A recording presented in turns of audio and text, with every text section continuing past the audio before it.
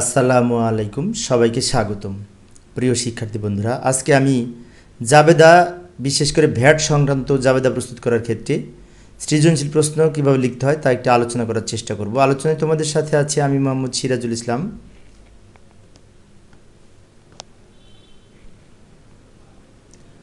আসসালামু আলাইকুম, সবাইকে স্বাগতম।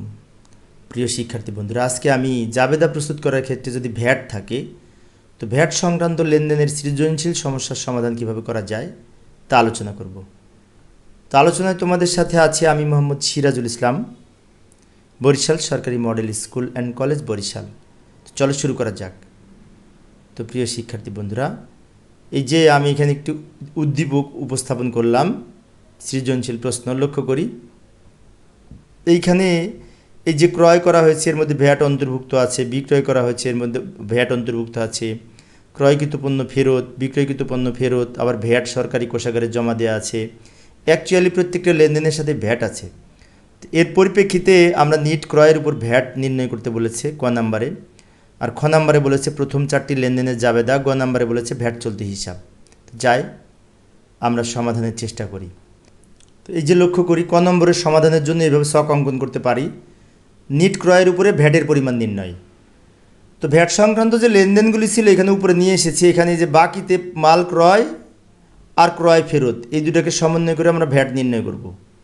প্রথমে লিখব 2 তারিখ, বাকিতে মাল ক্রয় করা হয়েছে কত টাকা, এই 50,000 টাকা। এখান থেকে ফেরত বাদ যাবে, তারপরে ভ্যাট নির্ণয় করব।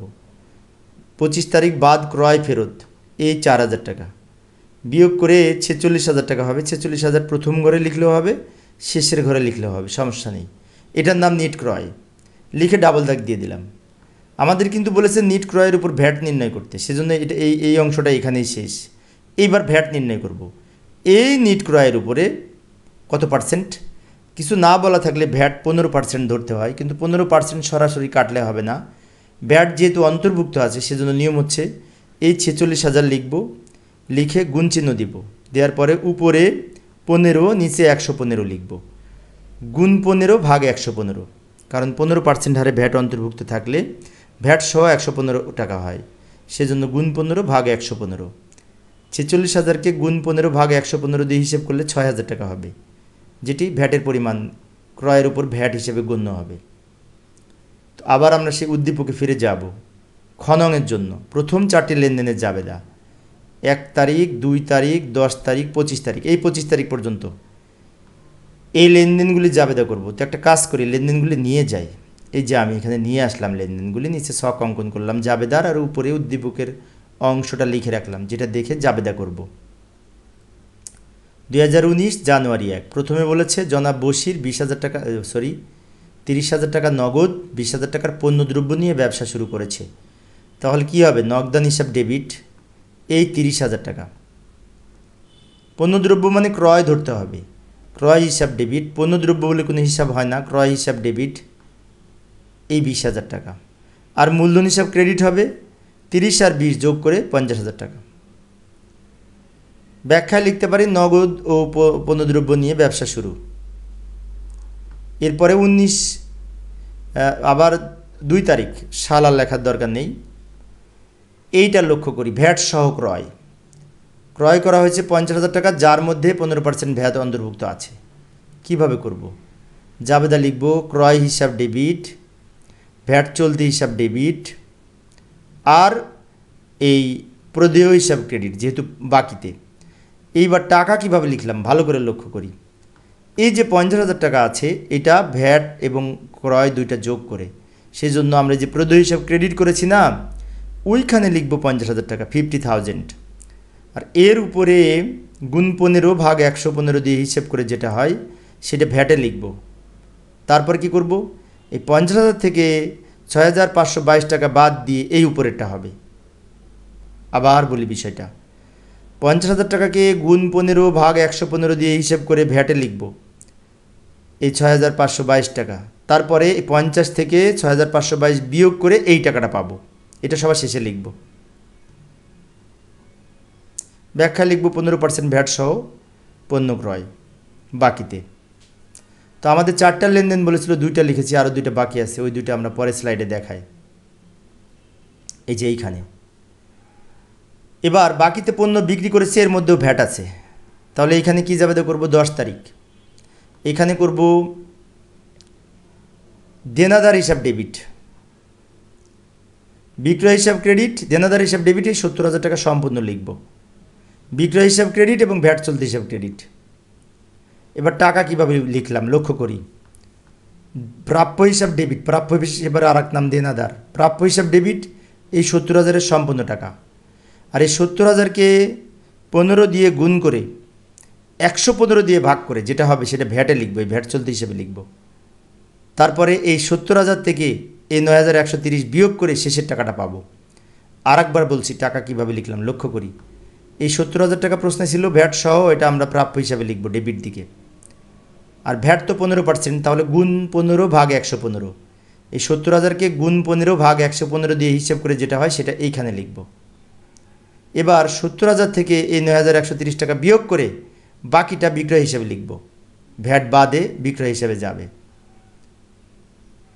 ব্যাখ্যায় লিখব 15% ভ্যাট সহ পণ্য বিক্রয়। এবার 25 তারিখ।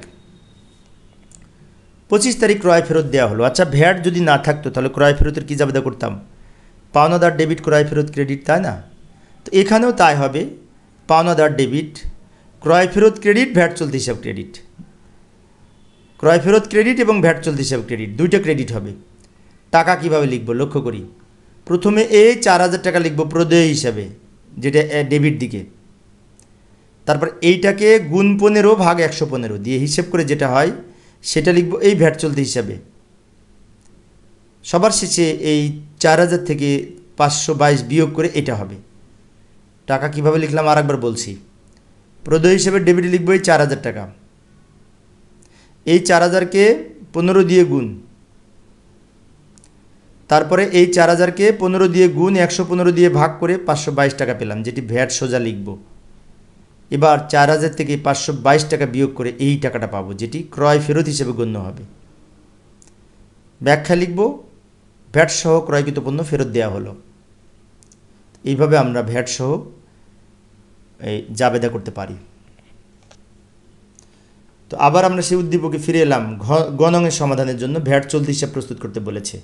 তো এই যে কিছুক্ষণ আগে যে জাবেদাগুলি করলাম, ওই জাবেদায় কিন্তু ভ্যাট চলতি হিসাব লিখেছি 25 তারিখ পর্যন্ত।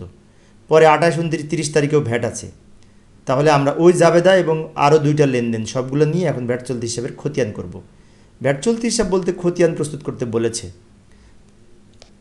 এই যে চলমান জের ছকে ভ্যাট চলতি হিসাবে ছক অঙ্কন করলাম।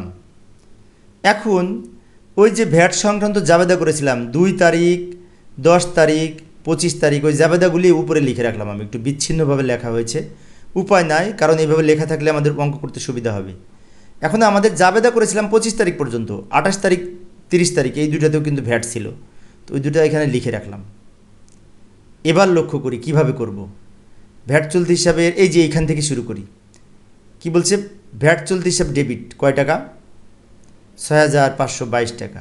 তো ভ্যাট চলতি হিসাব যেহেতু ডেবিট, তাই এইখানে 2017 জানুয়ারি 2 তারিখ দিয়ে এই যে ভ্যাট চলতি হিসাব ডেবিট, এই ডেবিট দিকে টাকাটা লিখব ভ্যাট চলতি হিসাবের। নাম লিখব প্রদেয় হিসাব।